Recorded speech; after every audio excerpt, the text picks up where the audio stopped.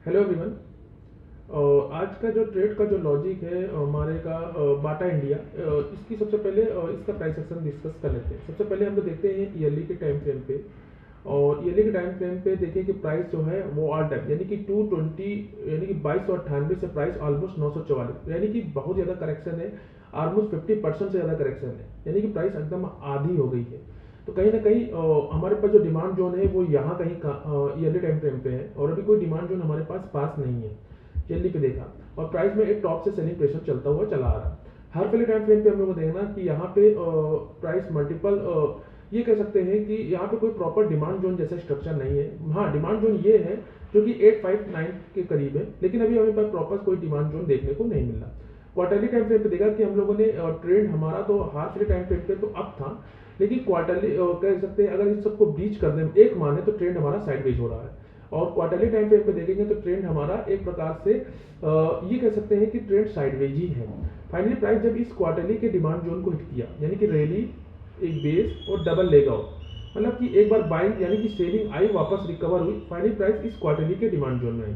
जब इतने टॉप से सेलिंग प्रेशर है तो हम इसको सबसे पहले मंथली टाइम फ्रेम पे देखा कि मंथली टाइम फ्रेम पे हमें कोई भी एक एग्जीक्यूशन था क्वार्टरली के टाइम फ्रेम के साथ। साथ ही साथ हम ये कह सकते हैं कि वीकली टाइम फ्रेम पे हम लोग देखा कि यहाँ पे वीकली टाइम फ्रेम पे ये नीचे एरिया में ये कह सकते हैं कि ये वीकली का एक डिमांड, क्वार्टरली टाइम फ्रेम पे एक डिमांड जोन तो है, लेकिन ये नहीं कह सकते कि ये चले कि ना चले। ये हमने ऐसे मार्क किया है लेकिन इसकी कोई भी गारंटी नहीं है कि चले कि ना चले। तो उसके लिए हम लोगों ने देखा कि टॉप से सेलिंग प्रेशर ट्रेंड हमारे फेवर में नहीं है, तो हम लोग डेली टाइम फ्रेम पे गए। तो डेली टाइम फ्रेम पे हमने देखा कि प्राइस जब इस लोकेशन को हिट किया, लोकेशन को हिट करने के बाद जो प्राइस जब डाउन आ रही थी, तो डाउन आते आते प्राइस ने मतलब कि एक डिमांड जोन यानी कि ड्रॉप बेस्ड ड्रॉप का एक डिमांड जोन बनाया। ठीक है, ड्रॉप बेस्ड ड्रॉप का एक डिमांड जोन बनाया। उससे पहले प्राइस ने एक ड्रॉप बेस्ड ड्रॉप का एक डिमांड जो वो सप्लाई जोन बनाया।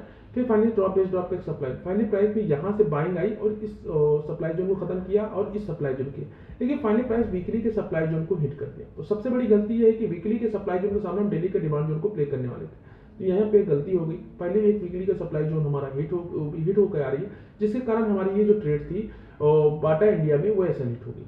तो हमको ये ध्यान रखना है कि जब भी प्राइस किसी भी डिमांड सप्लाई जोन को ब्रीच करता है तो कोई बड़े टाइम फ्रेम के सप्लाई जोन से हिट करके ना आए। तो ये ड्रॉबैक था, तो हमको ये आगे से ध्यान रखना है कि अगर दोबारा ये गलती ना, अगर सप्लाई जोन को हिटे तो उसके सामने रोकने के लिए क्या है।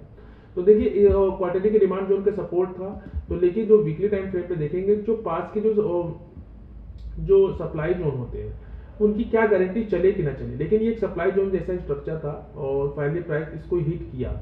और इसको हिट करने के बाद मैंने कि ड्रॉप बेस्ड ड्रॉप का सप्लाई जोन था, इसको हिट किया और फाइनली प्राइस डाउन आ रही है। तो ये चीज़ हम देख रहे हैं कि बाटा इंडिया में ये हमारी ट्रेड थी जो कि ऐसा हिट हो गई। अगर बात करें तो ये ट्रेड नंबर हमारी, अगर बात करें तो एक मिनट, ये ट्रेड नंबर हमारी 62 यानी कि ट्रेड नंबर 62 है, जिसमें डेली पे हम लोग वेट कर रहे थे, बाई किया था, लेकिन कंफर्मेशन ट्रेड थी, ऐसे रेट हुआ, इसको इसलिए हमने इस ट्रेड को लॉजिक लिख दिया। ये नहीं कह सकते सर और सर, लेकिन कंफर्मेशन ट्रेड थी, तो हम ये कह सकते थे कि 6 आउट ऑफ 7 ही है, और मतलब बेस कैंडल नहीं है, तो एक प्रकार कह सकते हैं कि 7 आउट ऑफ 7 ही है, मतलब कि मतलब बाइंग इनिशिएट हुई। तो ये ट्रेड होने मतलब हमारी ट्रेड नंबर 62 थी जो कि क्विक ट्रेड थी, ऐसा रीट हुआ।